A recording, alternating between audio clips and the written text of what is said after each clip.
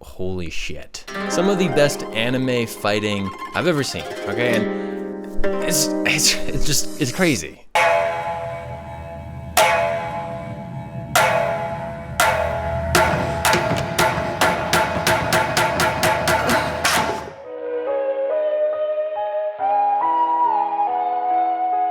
Hey guys, Film Informer here. Super excited to be sitting in front of the camera and disclosing how I felt, my first thoughts on the Demon Slayer movie. First, let me say that I haven't been in a packed movie theater since the beginning of COVID. So that was a little disorienting to walk into a packed, jam-packed movie theater. Obviously, different people will have different thoughts on that. I wasn't mad. I actually felt like the energy was there. There was a lot of big laughs, sniffling, the sort of audience reactions that you just don't get at home.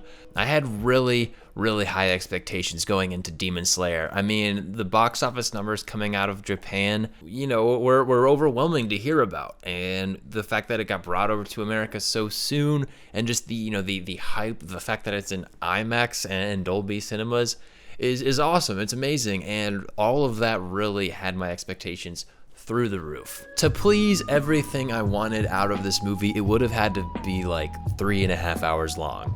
So obviously, I did not get everything I wanted, but they did a really great job of giving all the characters a moment to shine. I don't have a lot of bad things to say about the movie, so maybe I should start with those. A big thing for me going into Mugen Train was seeing if the movie will translate to people who are just not fans of the show or, newcomers into the series.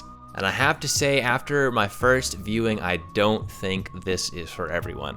There's just not time to explain everything, from the constant breathing technique being brought up in the show to even like Inosuke and Zenitsu's crush on Nezuko. I keep forgetting her name tonight. Oh my gosh, Nezuko. Yeah, like those little details just aren't really fleshed out, and unless you already invested in the show, would go right over your head. And I think that goes for a lot of this experience. So I have to say, fans of the show will find this movie way more enjoyable. I believe the main demon of Mugen Train just doesn't get a fleshed out backstory. Potentially that was due to time constraints within the movie. I really wanted a little more emotional pull from that demon and from her character. I don't think she was fleshed out the way I was expecting, or the way the other demons have been fleshed out. Now that is forgivable considering the things that transpire throughout the show. I'm not giving any spoilers, so don't even think about it. Don't worry, it's a clean review here. I also really wanted more of Zenitsu. Zenitsu did not have too much screen time throughout the film, and he did have a moment to shine, and it's kind of a goofy moment. Yeah, I really wanted more of him. Inosuke actually had more time, which I guess that's just a personal preference. I like Zenitsu more than Inosuke, so I was hoping he'd have a little bit more time to shine, but it's okay. It's a 2-hour movie. They could only fit so much in there, and I will say the last 45 minutes of this movie are amazing. Like, holy shit. Rengoku, I think that's how it's pronounced. Oh my god, the Hashira are fucking badasses. Rengoku is cold. He has the best moments in the movie. He does.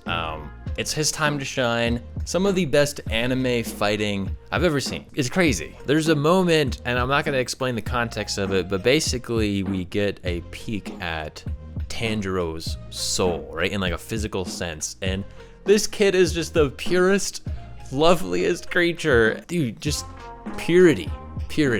If you enjoyed the show, if you enjoyed the anime, there is no reason not to go see this film. Go support your local theater. Go see Demon Slayer, please. If you haven't watched the anime and you're interested, go watch the anime. Demon Slayer is on Netflix. There is no excuse. Maybe you haven't watched anime before. Maybe you're worried someone will make fun of you for watching cartoons.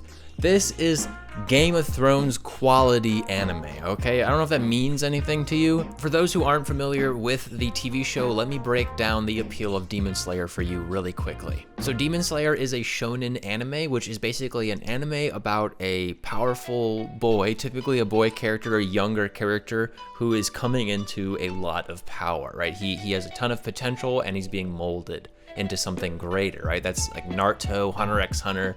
Demon Slayer follows in the footsteps of those really great animes. I think the reason Demon Slayer is becoming so popular is the emotional pull that it has from the very beginning. The concept and theme of family bond has deep roots in the very first season of Demon Slayer. Explored mainly through the main protagonist, Tanjiro, who loses his family, and his sister Nezuko, who becomes a demon. He is trying to save her, and there's a lot of super powerfully emotional moments between this brother and sister, and that theme is just not explored very much in shonen anime, and I think that's something that's really original that Demon Slayer has going for it. But this theme of family extends beyond Tanjiro's character. Another really amazing thing about Demon Slayer is how they humanize all of the villains, all of the demons throughout the anime. Most of the demons that Tanjiro and his crew end up battling were actually given, emotional details, like a little backstory so that we can sympathize with those characters. And I think Demon Slayer has done a phenomenal job at doing that, at giving the villains some sort of story. And anyone who's watched the anime knows that the theme of family bond extends even into the demons themselves. There's this one really powerful part of the show where they battle a family of demons, but we learn that the ties that make them family aren't concrete, and it plays with that, the emotions behind all of that, and the motives, and it's super deep, super emotionally rewarding show. The most transparent character in Demon Slayer is actually the protagonist, Tanjiro. He's just such a good-hearted, genuinely sweet character that we can always rely on through the show.